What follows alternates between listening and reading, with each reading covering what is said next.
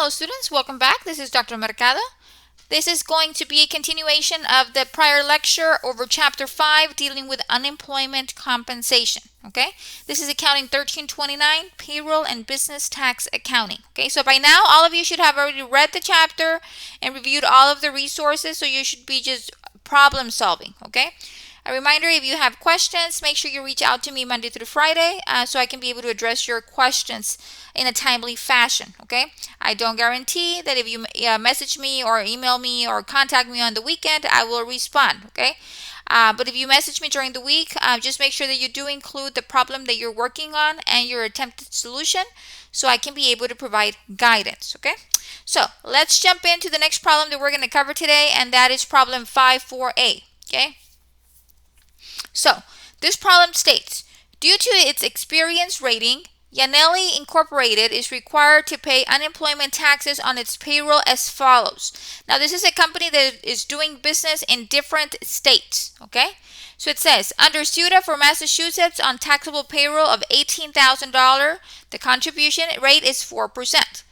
Under Pseudo for New Hampshire, the taxable payroll is $24,000 and the contribution rate is 6.65%. Under Pseudo for Maine, on taxable payroll of $79,000, the contribution tax rate is 2.9%.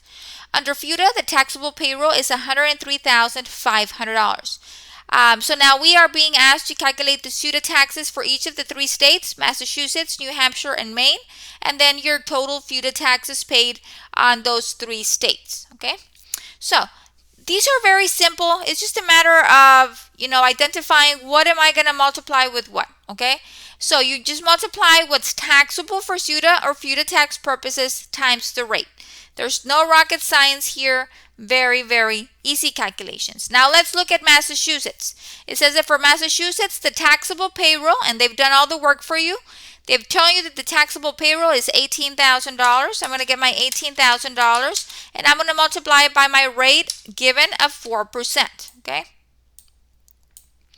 So I'm going to get my calculator out, and then that's going to be 18,000 times 4%. That gives me $720. Okay. Now for New Hampshire, we have taxable payroll of $24,000. Okay, I'm going to multiply that by my rate, and New Hampshire has a higher rate, that's 6.65%. Okay, so we're going to multiply that 24,000 times 6.65%, and that gives me $1,596. Okay, then we have the Pseudo taxes for Maine, and that is going to be $79,000. And I'm going to multiply that by my rate of 2.9%. Okay. And then let's see what that gives us. 79,000 times 2.9%. That gives me $2,291. So you see, all I'm doing is multiplying the taxable earnings for each of the states times the respective tax rates. Okay. Now for Pseudo, they're telling you that for your taxable payroll for Pseudo tax purposes is $103,500. Okay. Now we know from the prior problem that we did, our tax rate after the discount is 0.6%. Okay. And then that'll be $103,500 times 0.6%. That will give me $621. Okay. Then we can make all of these $sign. Okay.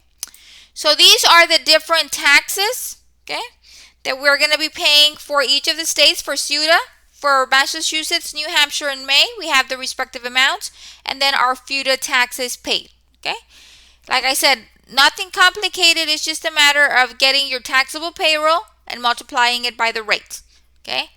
Very, very simple calculation here. Okay. So that is basically it for this exercise. Okay. I will be having another lecture for another problem. The other problem that I am going to be covering is a little bit more challenging. So be on the lookout for that next lecture. And I hope you all have a wonderful rest of your week. And until next time, thank you.